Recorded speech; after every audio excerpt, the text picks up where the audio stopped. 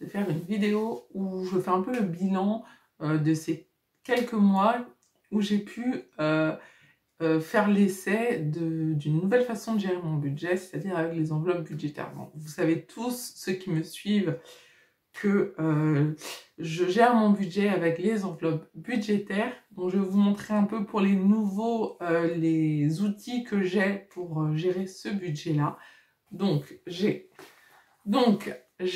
mon Filofax que j'utilise tous les jours. Enfin, c'est mon portefeuille avec dedans mes enveloppes budgétaires pour la semaine. Voilà, voilà. Ensuite, j'ai mon classeur pour le mois, où je mets mon argent du mois dedans. Voilà pour ça. Et j'ai mon classeur avec mes épargnes. Où là, je marque, où je mets tout ce que j'économise et mes défis. Voilà, voilà un peu pour la présentation. Donc aujourd'hui, on va surtout faire un bilan sur ces 2 mois sur YouTube. Mais moi, ça fait déjà depuis le 1er février, enfin depuis mi-janvier que j'ai commencé tout doucement, juste pour faire un essai. On m'avait parlé de ça, je dis bon, ok, je vais faire un essai. Maintenant, je vais voir si ça marche, si ça marche pas. Alors, où j'en suis aujourd'hui? Alors, je vais vous montrer ça. Janvier, février, je me suis pas pris la tête. J'ai juste voulu regarder comment ça se passait et tout. Et je me suis dit, on fera le point quand je me serai vraiment mise à vraiment avoir une rigueur avec mes enveloppes. Donc là, nous sommes au mois de mai. Donc ça fait 2 mois que je fais ça sur YouTube, que je fais des vidéos pour vous montrer un peu mon budget. Alors, au mois de mars, donc je fais des petites feuilles, comme ça, je vous montre, où je fais des petites feuilles, comme ça, je vous montre, où il y a donc mes suivis du mois, de semaine par semaine, combien j'ai pu économiser. Voilà. Donc, au mois de mars, la première semaine, j'ai économisé 135 €, la deuxième semaine, 40 €, la troisième semaine, 155 € et la quatrième semaine, 130 €. Donc, j'ai économisé 460 € avec ce que je m'étais fixé comme budget. Donc j'ai mis des sommes, j'ai alloué des sommes par catégorie et je n'ai pas tout utilisé. Donc du coup, ce que je n'ai pas tout utilisé, je les ai mis dans mes épargnes, dans des enveloppes épargne. Et du coup, j'ai économisé 460 €. Ça, c'est pour mars. Ensuite, avril.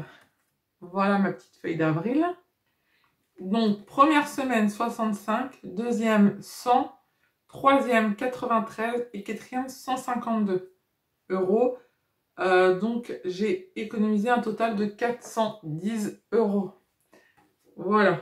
Donc, c'est quand même pas mal, je trouve. Donc, sur 2 mois, j'ai économisé 870 €. Je pense que ça part tout seul. C'est quand même une bonne méthode. Mon mari, du coup, a regardé un peu dans son tableau Excel, parce qu'il ne peut pas s'empêcher de faire des tableaux Excel partout. Voilà, voilà. Et donc, il a pu remarquer, en comparant avec l'année dernière, en mars-avril, on était aussi confinés, donc on avait la même vie au final.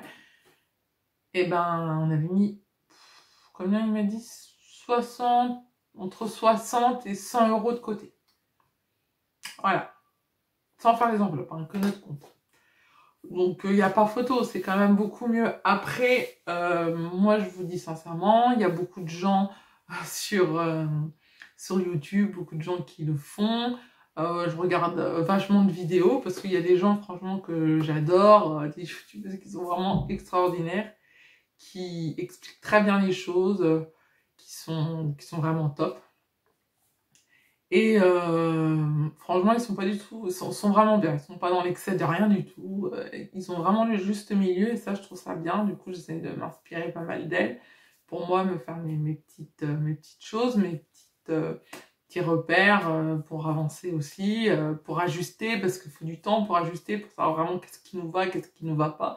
Les enveloppes qui sont vraiment utiles, les enveloppes qui ne le sont pas, finalement on en fait d'autres, finalement on en enlève, enfin voilà, c'est beaucoup d'ajustements.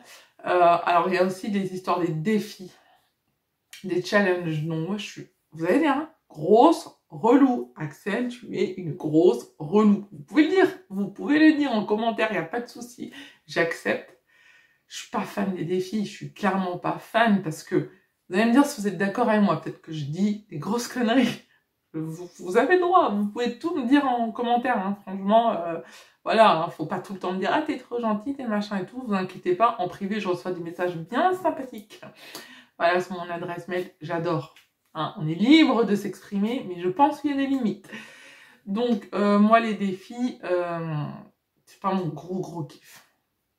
On va pas se mentir, hein. Clairement, c'est pas mon kiff parce que je considère que les défis, bah, ça part de notre épargne. Du coup, je vous reprends. J'étais arrivée à ce que les défis, ça part de notre épargne.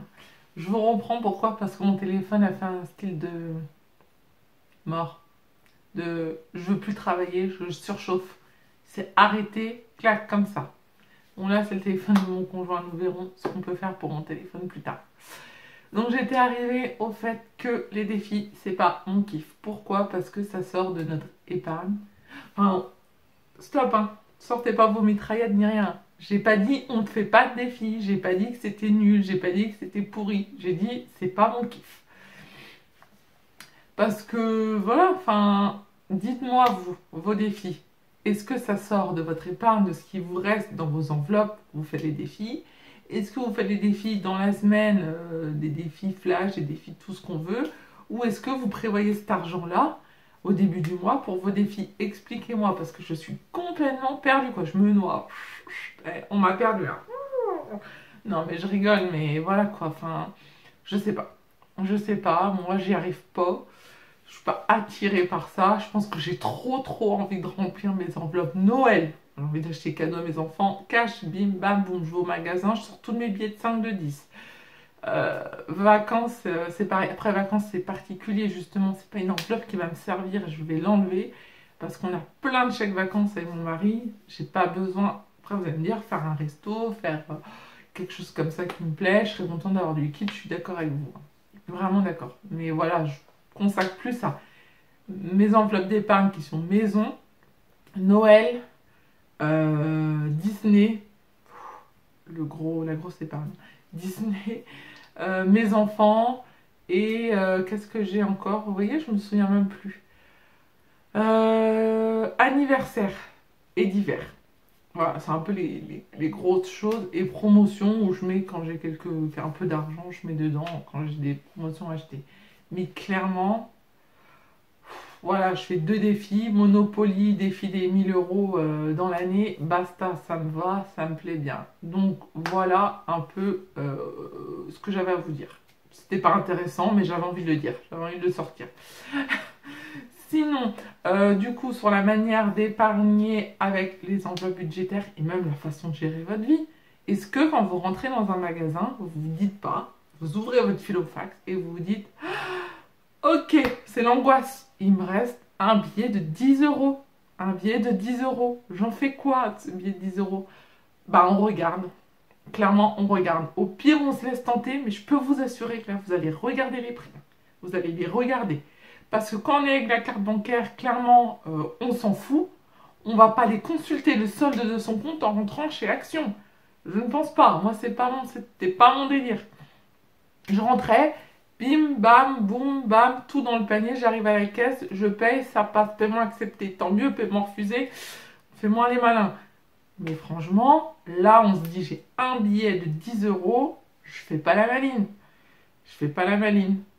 Je prends que ce que j'ai besoin. J'ai besoin de cette poubelle, de produits désinfectants. Je prends que ça. Hein. Le vase, il va rester dans le rayon. Non, mais voilà. Je sais pas ce que vous en pensez. Dites-moi. Dites-moi ce que vous en pensez. Dites-moi si vous êtes d'accord avec ce que je dis ou pas. Clairement, la carte bancaire, c'est une solution de facilité. Et moi, j'en avais marre parce que tout le temps, je me demandais pas, je regardais pas mon compte tous les 5 minutes pour me dire est-ce que je peux faire ci, est-ce que je peux faire ça. J'y allais, tant que c'est accepté, c'est accepté. Quand ça sera refusé, ben on n'achètera pas. Mais c'est vraiment pas une façon de gérer son budget. Enfin, on est bien d'accord. Donc pour moi, la meilleure solution, c'était les enveloppes. ça permet de voir clair quand on ouvre son filofax, son classeur, ce qu'on a, où on a nos enveloppes. Franchement, on se dit, ok, j'ai ça, je ne vais pas dépenser plus. Je peux dépenser moins par contre, mais je ne peux pas dépenser plus. Donc, pour moi, c'est une solution vraiment pour se sortir, pour les gens qui sont en difficulté, pour vraiment s'en sortir, pour vraiment, vraiment essayer de s'en sortir. Après, dans ce système-là, il n'y a pas besoin d'investir des milliers et des cents. Clairement, on est plein à vouloir le faire, acheter le filofax à 30 balles, acheter des classeurs sur Amazon qui coûtent 20 balles, se faire des belles enveloppes, acheter des belles enveloppes zippées et tout. Ce n'est pas une obligation. Vous prenez une enveloppe en papier, vous prenez votre plus belle écriture avec un feutre, vous marquez alimentation, voyage, ce que vous voulez, vous collez des stickers, des gommettes, tout ce que vous voulez. Ça vous fera des aussi belles enveloppes. Une perforatrice, clac, clac, clac. Si vous avez vous avez envie vraiment de vous acheter un classeur sur Amazon, il y en a des pas chers. Sur AliExpress, 99 centimes, vous en avez. Il faut juste avoir légèrement beaucoup de patience, mais sinon, voilà. Et vous n'êtes pas ruiné. Ce que je veux dire, c'est qu'on n'est pas obligé de se surendetter pour commencer le système d'enveloppe budgétaire. Clairement, pas du tout. Voilà, après, si vous voulez acheter des belles choses et que vous avez l'argent, clairement, faites-le.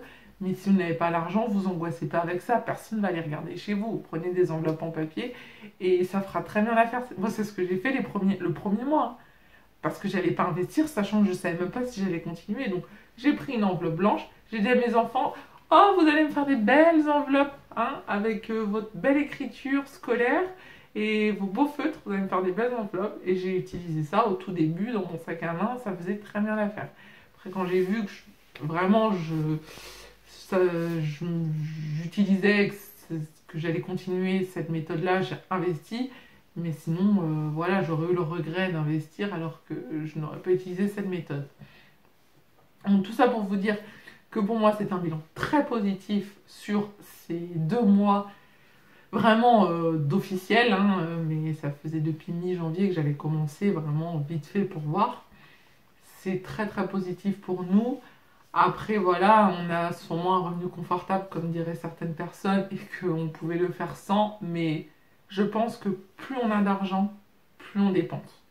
Sincèrement, je vous le dis vraiment, c'est qu'il y a des gens de mon entourage qui ont un salaire 10 fois plus élevé que le nôtre, enfin peut-être pas 10 fois parce que j'exagère, mais qui gagnent beaucoup plus que nous. J'arrive à les entendre me dire, j'arrive pas à économiser, j'ai plus de sous sur mon compte, on a tout dépensé, machin, machin. Clairement, ils n'ont pas plus de frais que nous, ils n'ont rien de plus que nous, il y a juste le salaire qui est plus élevé. Donc je pense que plus on a d'argent, plus on dépense. Et voilà quoi, enfin, moi j'ai d'autant plus de respect envers les gens qui le font et qui sont seuls avec leurs enfants ou qui ont vraiment des revenus modestes et qui arrivent à le faire et qui arrivent à même mettre 10 € d'économie par semaine. Mais c'est top, enfin franchement je trouve ça super bien. Moi j'ai du respect pour ces gens-là, je vous dis bravo et vous avez toute mon admiration. Non, mais voilà, je rigole, mais c'est pas drôle du tout en fait. Donc, pour faire le bilan, eh ben, faites-le. Pour ceux qui n'ont pas encore fait, faites-le. Faites-le. C'est vraiment une très chouette expérience. Au pire, vous n'avez rien à perdre hein, de l'essayer. Mais faites-le. Moi, en 2 mois, j'ai économisé 870 €, je crois que c'est ça que j'ai dit, 860 €. Et bah, j'en suis super contente, quoi. Je pense même pas que j'aurais économisé ça si je ne l'avais pas fait. Donc, je suis vraiment ravie. Donc voilà, c'est un petit peu une vidéo papotage, bilan du mois de mai, n'importe quoi, du mois d'avril, bilan de tous les mois, bilan de tout ce qu'on veut, bilan des enveloppes budgétaires, mais voilà, c'était une petite vidéo sympa. Maintenant, si ça vous a plu, eh ben, abonnez-vous, hein, vous êtes les bienvenus. Likez la vidéo, partagez si vous avez envie, et puis surtout, faites-moi un retour de votre expérience en commentaire. N'hésitez pas, je serai super contente de vous lire et super curieuse de savoir ce que vous en pensez, si vous le faites ou pas. Voilà. Sur ce, je vous souhaite une bonne journée, une bonne soirée, une bonne semaine, puisque je ne sais pas quand je vais poster cette vidéo. En fait, je ne sais jamais quand je poste mes vidéos. Et je vous dis à bientôt pour une nouvelle vidéo sur la chaîne. Bye bye!